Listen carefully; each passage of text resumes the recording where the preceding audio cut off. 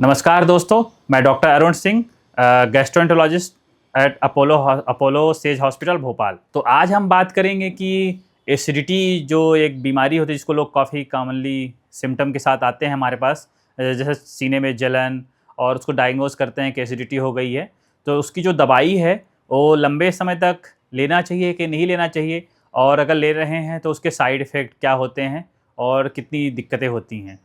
तो पहले देखिए, मैं आपको बताऊंगा कि एसिडिटी का मतलब क्या है, क्योंकि लोग एसिडिटी से अलग अलग, हमने देखा है कि अलग अलग लोग अलग अलग मीनिंग एसिडिटी निकाल लेते हैं। क्योंकि मैंने ऐसा भी देखा है कि किसी को सिर दर्द होता है उसको भी एसिडिटी वो समझ लेते हैं, किसी के जॉइंट पेन हो रहे हैं उसको भी एसिडिटी समझ लेते हैं, जस्ट सिंपल डकार आ रही है उसको भी एसिडिटी समझ लेते हैं, पेट फूल रहा है उसको भी एसिडिटी समझ लेते हैं। तो लेकिन देखिए, अगर हम साइंस की बात करें, साइंटिफिक में, तो जो एसिडिटी है, तो जो हमारा सीने का बीच वाला हिस्सा होता है जिसको हम रेट्रोस्टर्नल एरिया बोलते हैं, अगर वहाँ जलन हो रही है या कि रिगर्जिटेशन हुआ, आपको एसिड रिफ्लक्स हो रहा है जिससे कि गले में जलन हो रही है, तो और बहुत ज़्यादा उसके साथ साथ आपको डकार आ रही है, तो फिर हम बोलते हैं कि आप उनको, मतलब बेसिकली एसिडिटी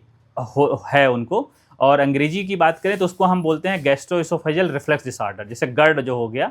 तो ये होता है। तो जो गर्ड है उसके लिए फिर हम अलग अलग तरह के टेस्ट होते हैं जिससे हम डायग्नोज करते हैं, जैसे एंडोस्कोपी हो गया, पीएच मेट्री हो गई, इम्पिडेंस मेट्री हो गई, इसके थ्रू हम डायग्नोज करते हैं। तो अगर जैसे कि आपके एंडोस्कोपी में पीएच मेट्री में ये आया है, उसमें कोई गड़बड़ आई है, जैसे हाइटस हर्निया हो गया, पीएच मेट्री में एसिड रिफ्लक्स हो रहा है, तो फिर हम बोलते हैं कि इसको एसिड रिफ्लक्स हो रहा है और उसकी वजह से परेशानी है, और उस कंडीशन में फिर दवाई लेना है। तो जैसे कुछ कंडीशन होती है, जैसे हाइटस हर्निया है, बैरेट इसोफेगस, ये कंडीशन है, इनमें आपको परेशानी हो रही है, तो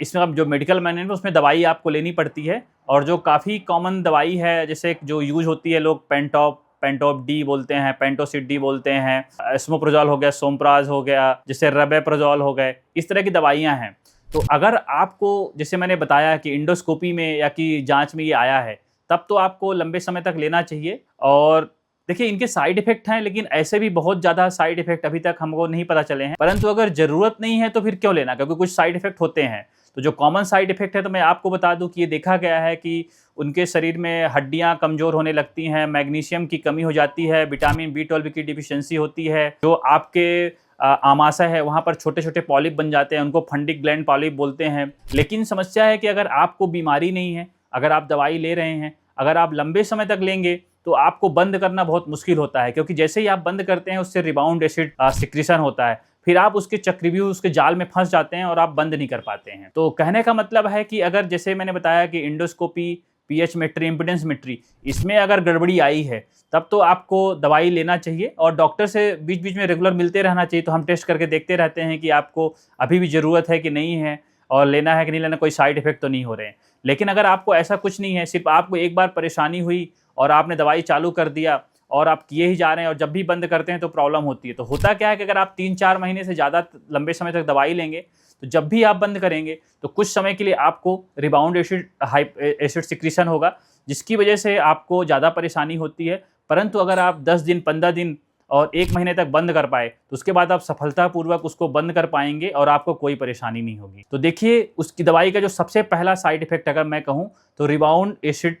हाइपर सिक्रीशन है, पहला तो यही है। उसके अलावा फिर कई सारी चीज़ें हैं जो छोटी मोटी हैं, जैसे कि देखा गया है, अभी उनका कंक्लूसिव बहुत ज़्यादा एविडेंस हमारे पास नहीं है, लेकिन ये है कि मैग्नीशियम की कमी हो जाती है, विटामिन B12 की डिफिशियंसी हो जाती है, आपके आयरन एब्जॉर्प्शन की थोड़ी समस्या होती है, हड्डियाँ कमज़ोर होने का रिस्क रहता है, और भविष्य हो सकता है जब हमारे पास और लंबे समय के डेटा मिलेंगे तो पता चलेगा कि कैंसर की भी संभावना है कि नहीं है। तो ये सारे साइड इफ़ेक्ट हैं। तो इसलिए मेरा सजेशन रहेगा कि अगर आप सचमुच में आपको डॉक्टर ने बोला है कि आपको लेना है, या आपको गैस्ट्रोएंटरोलॉजिस्ट से मिलना है, और जो ये टेस्ट हैं, जैसे इंडोस्कोपी किया, कई बार इंडोस्कोपी में नहीं आता तो उसके लिए पीएच मेट्री है, तो आपको इस टेस्ट के लिए भी जाना चाहिए। और अगर इन टेस्टों में, अगर इंडोस्कोपी, पीएच मेट्री, इम्पिडेंस मेट्री सारे टेस्ट नॉर्मल हैं, तो मेरा सजेशन रहेगा आप दवाई बिल्कुल ना लें। और अगर इनमें आता है तो फिर डॉक्टर से मिलकर के, आप जो गैस्ट्रोएंटरोलॉजिस्ट है उनसे मिलकर के आप दवाई का सेवन कर सकते हैं। धन्यवाद दोस्तों। अगर आपको ये वीडियो पसंद आया हो तो लाइक, शेयर, सब्सक्राइब जरूर करें।